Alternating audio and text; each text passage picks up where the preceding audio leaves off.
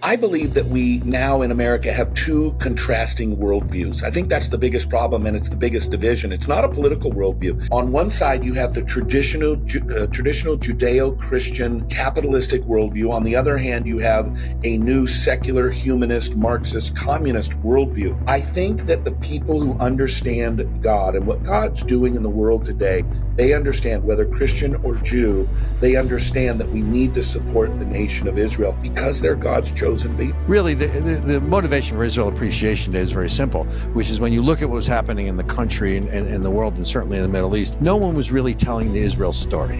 Most of the mishpacha, most of the Jews think they're still voting for FDR. Right. And that, I think, holds true today, where the Jewish community is going to have to decide, do they support no limits on abortion, or do they support Israel's right to exist? Joining me today is author and motivational speaker Chris Widener and chairman of the Coalition for America.com, Robert Chernin. Gentlemen, thank you for joining me. Welcome. Hi, Matt. Thanks for having us. So both of you are involved in the upcoming Israel Appreciation Day. Beginning with you, Chris, what inspired the creation for this event? Well, Robert is the one who that really came up with the idea and that world, and I was sort of brought into that world. Robert is Jewish, I'm Christian, but I'm telling you, the Jewish folks and the Christian folks, we need to stick together. Israel has a special place in the hearts of Christians, and so when I was connected with Robert, I said, I'm all in. What do you need me to do? So let's pass that off to you, Robert. What was your inspiration for coming up with this day? Well, again, in all deference to Chris, it was our mutual friend, Larry Ward, who actually came up with this. And Larry called me and then brought Chris into this. But really, the motivation for Israel Appreciation Day is very simple, which is when you look at what was happening in the country and the world, and certainly in the Middle East, no one was really telling the Israel story. Right.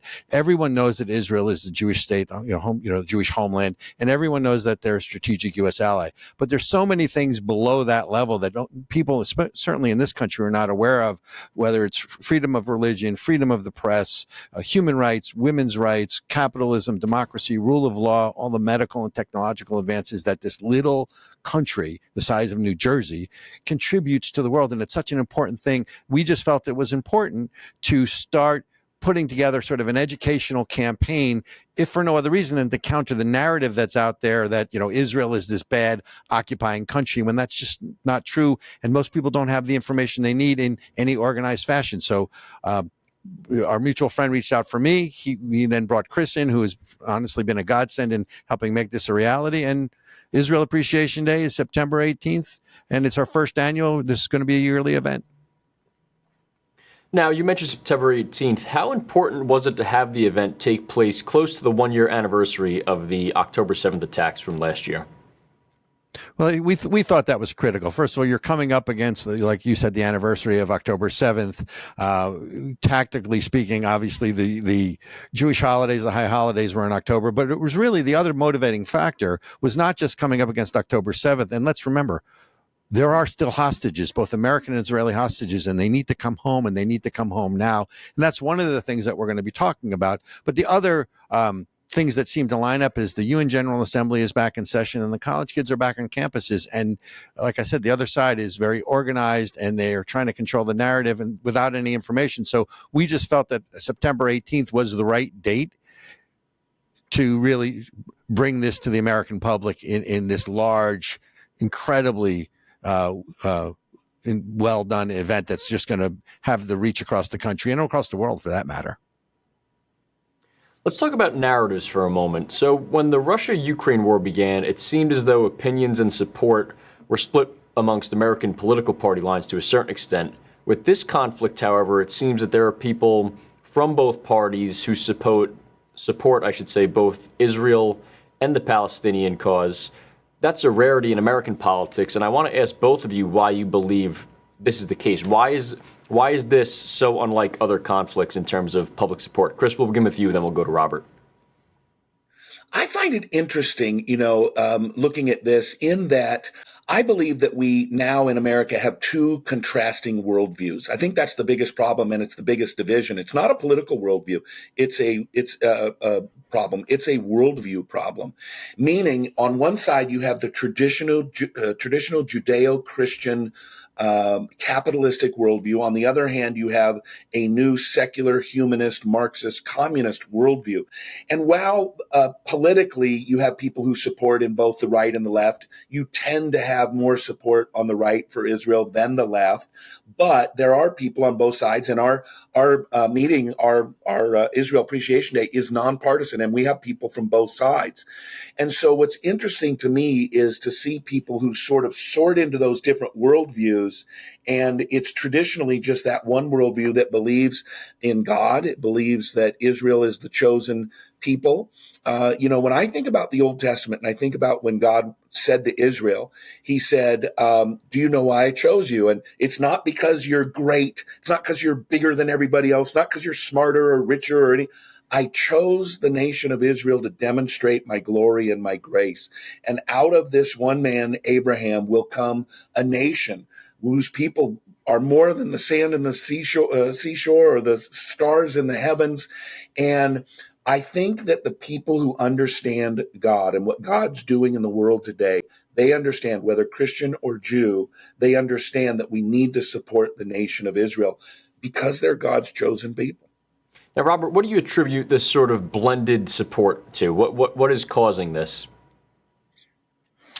That's a more complicated question, but I would say the simple answer is that you have people who just don't have the correct information. Look at what happened on college campuses last spring, where they would go around, reporters would ask them what are they protesting for, and they had no clue what the river to the sea means. I think Chris is right. This really is a great divide between the Judeo-Christian values of the West, and let's call them, whether it's Marxist or communist or Islamic values, because I think there's a fundamental incompatibility there, right? So let me relay a story which I think sort of sums this up. I was at a conference many months ago, and someone said, why do they hate the Jews? And I said, they don't just hate the Jews. I said, we're the tip of the iceberg. Right. If they drive the Jews into the sea, and I explained to them that's what the river to the sea means, right? From the Jordan River, to the Red Sea. If they drive the Jews into the sea, I asked the gentleman, I said, are you Christian? He said, yeah. I said, you're next.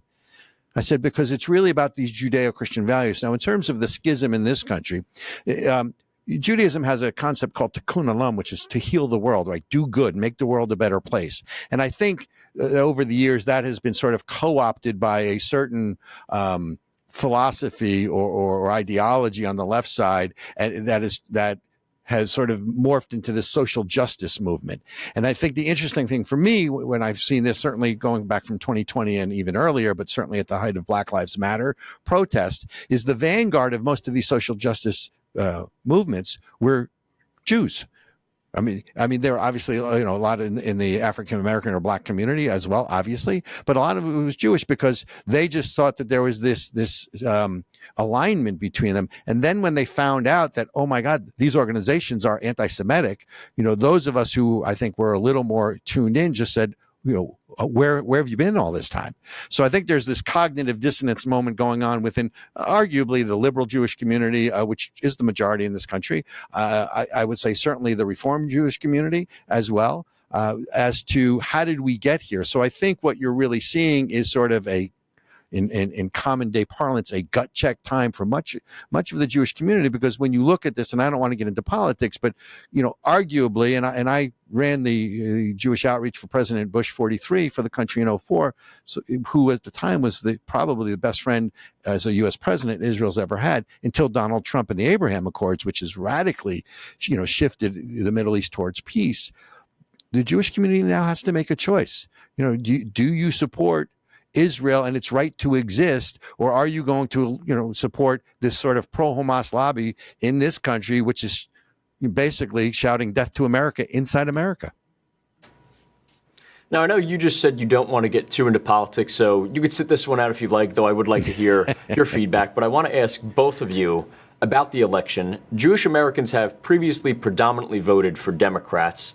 Yet this conflict has certainly created speculation that might change this time, but it's really hard to know for sure. How do you think what has unfolded will impact Jewish voters this year? Either one of you could begin. Rob, you can sit this one out and think if you want to chime in, but Chris, what do you think about that? Well, I would love to hear Robert's opinion on it because, he's much more inside the Jewish community and hears a broader amount of voices across the spectrum of Jewish beliefs and politics. But I think what happened last October, I think that people just said, this is just insane. I think, it's one thing, the skirmishes, it's one thing, the random, shot here and there, but something that's planned out, brutal, ruthless murdering of people. I think people that was really shocking to people. And I also just think that what has happened over the last few years, where whether you're Jewish or black or whatever, traditional Democrat constituencies, they're looking at what's happening in America and going, this just isn't good for anybody. Rising food prices and gas prices, they aren't good for Jewish people, black people, white people. They're not good for anybody. So I think there's been this little shift amongst typical Democrat constituencies, but specifically Jewish, where they're just looking around going, number one, it's just not good in general. And number two, why is it that this party's sticking up for us and the party we're always with isn't? And so that's sort of my take, but that's from mine kind of outside looking back in would be my guess on it. But Robert obviously hears, a lot more than I do from within the Jewish world. Yeah, Rob, what's your take on that?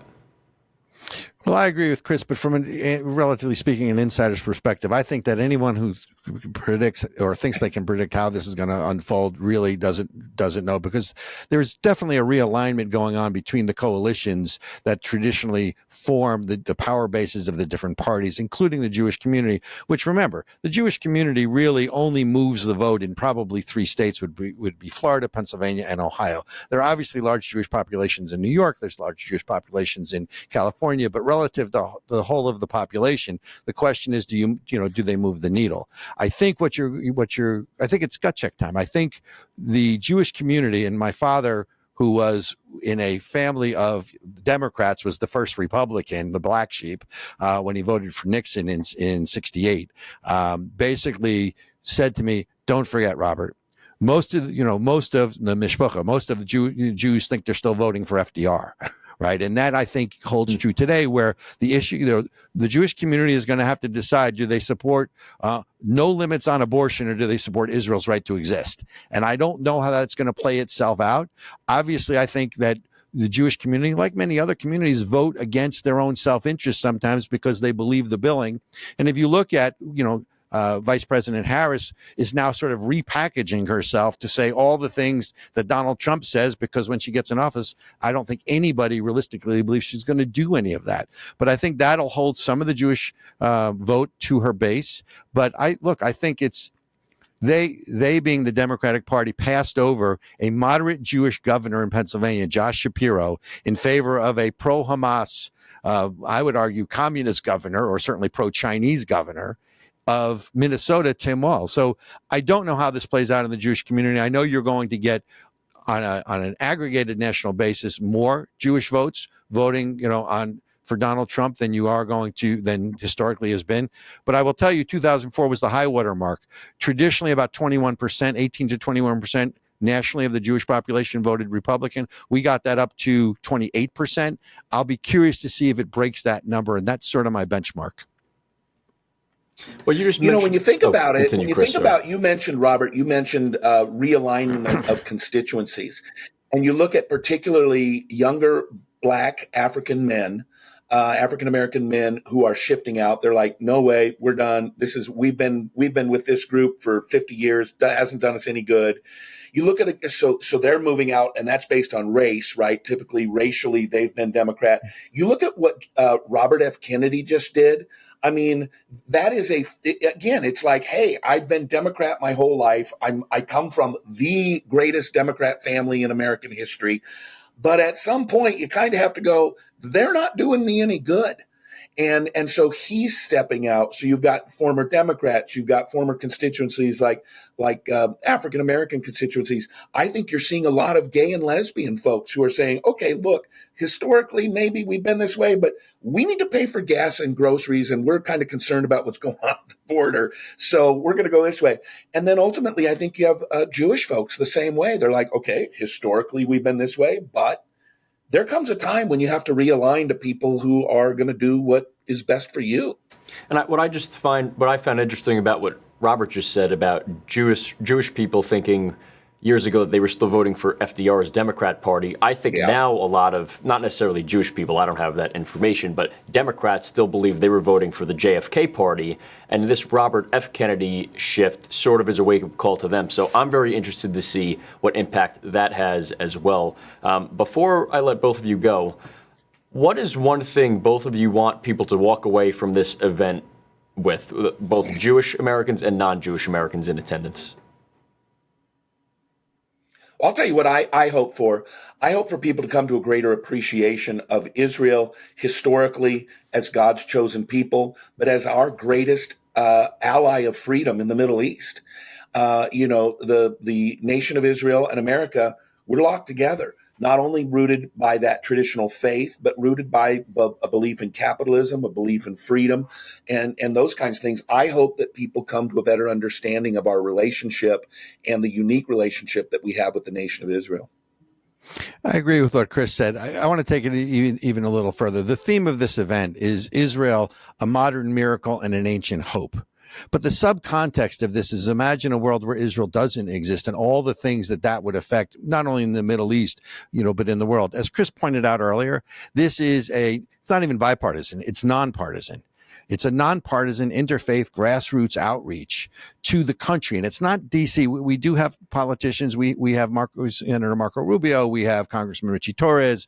We have Senator Cory Booker. We have, both sides of the aisle here. But the important thing is not that this is not Washington, D.C. talking to the country, Matt. This is the country talking to Washington, D.C. And one of the really uplifting things for me in this whole process has been the outpouring of support in this country for Israel that we have tapped into and found that has no sort of organized or meaningful way to express it. So that's what we hope comes out of Israel Appreciation Day. And as we've told your listeners before, it's not a one and done. This is our inaugural event. We're going to be doing this every year. I won't put her name out there, but I think we have a senator who may be putting something into the record, on that as well.